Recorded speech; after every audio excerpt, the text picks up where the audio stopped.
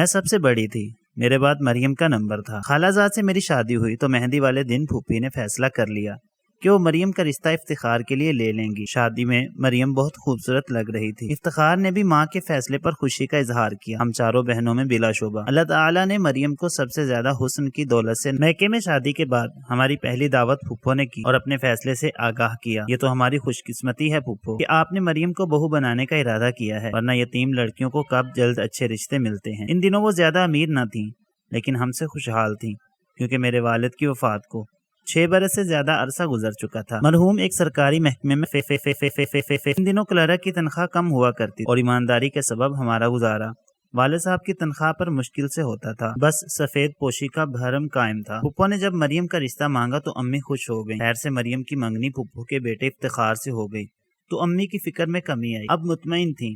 باقی 2 چھوٹی بیٹیاں تو ابھی پڑھ رہی، ایک 6ٹھی اور دوسری 7ویں میں تھی۔ افتخار کا مستقبل روشن تھا، اس کا انجینئرنگ کا آخری سال تھا۔ امی سے کہا گیا تھا کہ جو ہی ہمارا بیٹا سالانہ امتحان دے گا شادی کی تاریخ رکھ دیں گے۔ افتخار بھائی کے فائنل پیپرز ہو چکے تھے، انہوں نے کہا تھوڑا سا وقت اور چاہیے، اچھی نوکری ملنے کی جلد توقع ہے، ملازمت ملتے ہی شادیاں بجائے جائیں گے۔ مریم کو اپنے منگیتر سے محبت ہو گئی تھی، امی چپکے تھوڑا بہت جہیز بنانے میں لگی تھی۔ انہی دنوں افتخار کو اچانک بیرون ملک جانے کا چانس مل گیا، وہ اس موقع کو گنوانا نہ چاہتا تھا اور مریم کو اس کی جدائی سے اندیشے ڈراتے تھے۔ ایسی کئی کہانیاں سن رکھی تھی کہ لڑکا بیرون ملک گیا تو وہاں کا ہو کر رہ گیا، وہاں کسی اور سے شادی کر لی، منگیتر یا منکوہا انتظار کی آگ میں جلتی رہ گئی۔ والدہ نے پھوپھو سے بات کی، وہ بولی ایک دفعہ جانے دیں، 1 سال بعد آئے گا، تب تک اچھی تیاری کر لیں گے، ہم کوئی غیر نہیں ہیں کہ آپ کو ہم پر بھروسہ نہیں ہے، فکر نہ کرو بھابھی، 1 سال تو پلک جھپکتے گزر جاتا ہے، میں زبان دے کر پھرنے والی نہیں۔ پھوپھو کی تسلیوں پر امی نے اعتماد کر لیا۔ افتخار بیرون ملک چلا گیا اور میری بہن اس کے انتظار میں اپنے اندیشوں سے لڑنے کے لیے اکیلی رہ گئی۔ افتخار بھائی نے سعودی عربیہ جاتے ہی اپنے دوسرے بھائی کو بھی بلا لیا، اس کا ایک غیر ملکی کمپنی سے 3 سال کا معاہدہ ہو گیا۔ دونوں بھائی خوب کما رہے تھے، وہ تقریباً ساری کمائی گھر بھجوا رہے تھے، اس کمائی سے ان کے گھریلو حالات خوب سے خوب تر ہوتے چلے گئے۔ دولت سے انسان کی آزمائش ہوتی ہے، ان کے تو مزاج ہی 7ویں آسمان پر پہنچ گئے۔ اب جب پھوپھو آتی اس قسم کی باتیں کرتی، فلاں نے بیٹی کو جہیز میں گاڑی بنگلہ دیا ہے، لڑکی بھی ڈاکٹر ہے، لوگ سوچ سمجھ کر رشتہ کرتے ہیں، کبھی فرماتی ساس نندوں کو بھی زیور دیے جاتے ہیں لڑکی والوں کی طرف سے۔ میں ایک شادی میں گئی تو لڑکی والوں کی فراخ دلی پر حیران رہ گئی، ساس کو 10 تولے کے کڑے اور ہر نند کو 2-2 تولے کے دیے اور تمام رشتہ داروں کو قیمتی جوڑے دیے، لوگ بڑی دھوم دھام سے بیٹیاں رخصت کرتے ہیں۔ امی ان کی باتیں سنتی تو دل تھام لیتی، سوچتی یہ ان کو کیا ہوتا جا رہا ہے، کیا دولت آ جانے سے انسانوں کے مزاج اتنے بدل جاتے ہیں؟ طرح طرح کی باتیں سن کر بھی امی خاموش تھیں، کہتی تھی دیکھتی ہوں کب بلی تھیلے سے باہر آتی ہے۔ آخرکار ان باتوں کا مقصد سمجھ میں آ گیا، انہوں نے ایک امیر گھرانے کی لڑکی دیکھ رکھی تھی اور اب کسی بہانے یہ رشتہ ختم کرنا چاہتی تھی۔ وہ جب بھی آتی ہر بار نئی آگ لگا جاتی تاکہ باوج کا دل کسی طور برا ہو جائے۔ جب پھوپھو آتی میرا دل سناٹے میں آ جاتا کہ جانے اب کیا کہنے آئی ہیں۔ امی بیچاری مقدور بار ان کی خاطر مدارت کرتی، عزت و تکریم میں بھی ہمارے گھر والے کوئی کسر نہ اٹھا رکھتے کہ ہوتا وہی ہے جو نصیب میں لکھا ہوتا ہے۔ 1 سال بعد افتخار گھر آ گیا، پھوپھو نے اس کا دل ہم سے پھیرنے کو اپنی طرف سے باتیں جڑی کہ یہ لوگ عجیب شرطیں لگا رہے ہیں، شاید رشتہ نہیں دینا چاہ رہے۔ تب افتخار نے کہا کہ میں خود جا کر ممانی سے بات کرتا ہوں۔ افتخار کے تیور دیکھ کر پھوپھو سہم گئیں، کہا کہ یہ بڑوں کا معاملہ ہے، تم مجھ پر چھوڑ دو، میں خود سنبھال لوں گی، تمہیں ان سے بات کرنے کی ضرورت نہیں ہے، تم معاملہ اور خراب کر دو گے اور ہم ہلکے پڑ جائیں گے۔ وہ اگر شرائط کی بات کر رہی ہیں تو ہم بھی کچھ شرطیں لگا دیں گے، وہ خود ہی راہ راست پر آ جائیں گی۔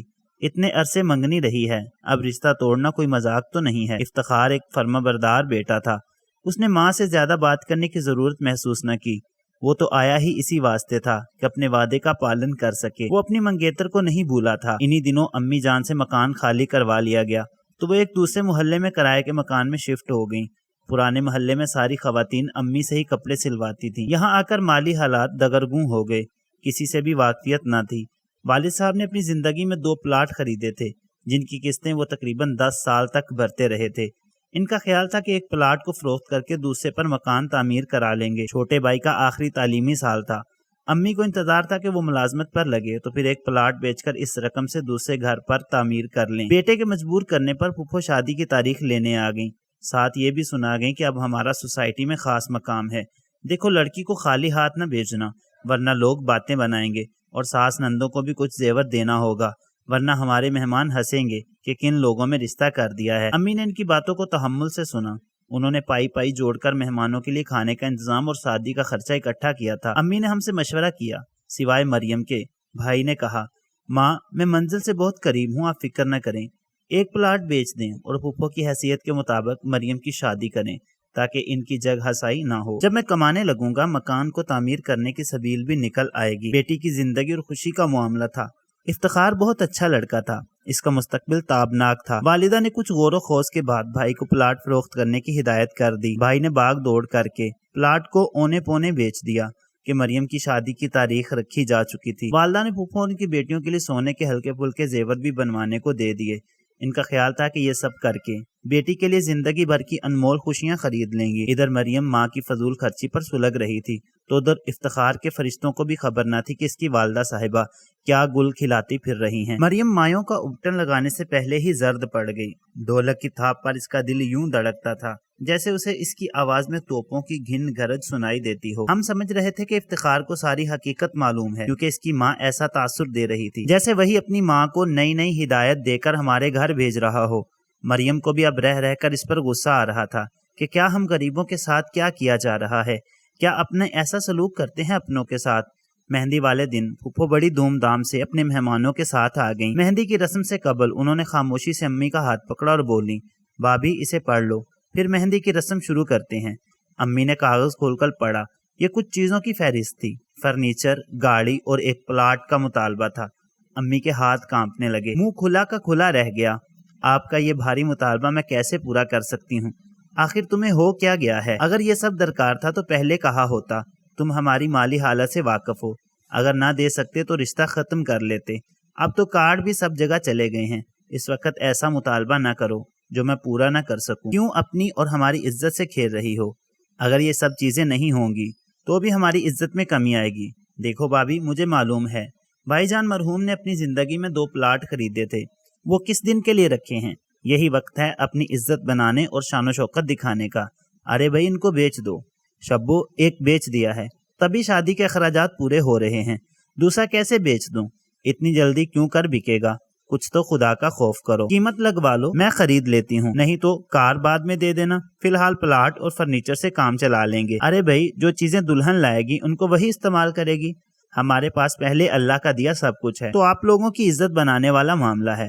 امی اس سے زیادہ نہ سن سکیں، وہ پلنگ پر بیٹھ گئیں اور پھوٹ پھوٹ کر رونے لگیں۔ امی کو روتا پا کر میں ان کے پاس گئی۔ جب حال معلوم ہوا تو میں نے پھپھو سے کہا کہ آپ نے بہت کم وقت میں ہمیں امتحان میں ڈالا ہے، بہرحال آپ بیٹھیے، تھوڑی دیر میں اپنے شوہر سے بات کرتی ہوں۔ مریم ایک طرف مایوس بیٹھی تھی، اس کی سہیلیاں پاس تھیں۔ میں نے ان کو ذرا دیر کے لیے کمرے سے باہر بھیج دیا کہ ضروری بات کرنی ہے۔ مریم کو بتایا کہ پھپھو پلاٹ ہتھیانا چاہتی ہیں، جہیز میں کوئی کام کی چیز نہیں ہے، بیٹی کو پلاٹ دے دو۔ تم کیا کہتی ہو؟ مریم کا زرد چہرہ غصے سے سرخ ہو گیا، جانے اس کے بدن میں اس وقت کہاں سے خون آ گیا تھا۔ آخر انہوں نے کیا کہا ہے؟ انہوں نے کہا ہے تم نے پلاٹ بیچا ہے تو بیٹی کو ہر چیز دے کر عزت سے رخصت کرو، اب تمہارے پاس روپے پیسے کی کمی نہیں ہے۔ عجب بات ہے کہ اپنے مرحوم بھائی کی بیوہ کے ساتھ ایک نند ایسا سلوک کرتی ہے۔ یہ سن کر مریم نے دوپٹہ سر سے اتار پھینکا، بولی میں کرتی ہوں جا کر پھپھو سے بات، نیت خراب تھی تو اس مرحلے تک کیوں پہنچایا؟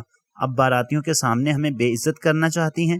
مریم کے خطرناک تیور دیکھ کر میں نے کہا تماشا نہ بناؤ، ذرا صبر سے کام لو، مجھے تھوڑی سی مہلت دے دو۔ دوسرے کمرے میں آ کر میں نے افتخار کو فون کیا، اس نے کہا کہ آپ فہرست کا کاغذ لے کر میرے پاس آ جائیں، مجھے اس معاملے سے امی نے بے خبر رکھا ہے۔ گاڑی گلی میں کھڑی تھی، 1 منٹ کو دلہا کے گھر جانا ہے۔ میں نے اپنے شوہر سے کہا، آدھ گھنٹے میں ہم افتخار کے سامنے بیٹھے تھے۔ اس نے کاغذ پر نظر ڈالی، پھر قلم اور کاغذ نکالا اور میرے شوہر سے کہا میں بولتا جاتا ہوں آپ لکھتے جائیں۔ پھپھو جان آپ کو بھاری فرنیچر، برتنوں کے سیٹ، ریفریجریٹر، حتیٰ کہ کار تک جہیز میں مل جائے گی، لیکن میری بھی ایک شرط ہے، آپ کو ڈیفینس میں میرے لیے 2 کنال کی کوٹھی خریدنا ہوگی جہاں میں اپنی بھاری جہیز کو سجاؤں گی۔ اس گھر میں صرف میں اور افتخار رہیں گے۔ اگر آپ کو میری فرمائش منظور نہیں تو پھر ہمیں بھی آپ کا مطالبہ منظور نہیں ہے، فقط مریم۔ افتخار نے کہا یہ خط آپ امی کو دے دیجئے، آگے میں سنبھال لوں گا۔ یہ تحریر مریم کی طرف سے پھپھو کو پہنچی تو وہ چکرا گئی، دوڑتی ہوئی بیٹے کے پاس گئیں کہ دیکھو ان لوگوں کی شرافت، ایک تو غربت کے باوجود ہم ان کی لڑکی لے رہے، اوپر سے ان کے ایسے نخرے، اتنی بڑی شرط لگا دی۔ افتخار نے آپے سے باہر ہوتے ماں کو تھمایا۔ وہ بولا آپ نے بھی تو ایک فہرست ممانی جان کو دی ہے۔ انہوں نے تو انکار نہیں کیا، ابھی باجی کے شوہر آئے تھے، وہ کہہ گئے ہیں بیٹا جو فہرست تم نے بھجوائی ہے ہم سب اشیاء دے رہے ہیں، فکر مت کریں۔ تو امی جان جب غریب ہو کر وہ اپنی عزت رکھ رہے ہیں تو ہم صاحب حیثیت ہوتے ہوئے ان کا ایک مطالبہ کیوں نہ مان لیں؟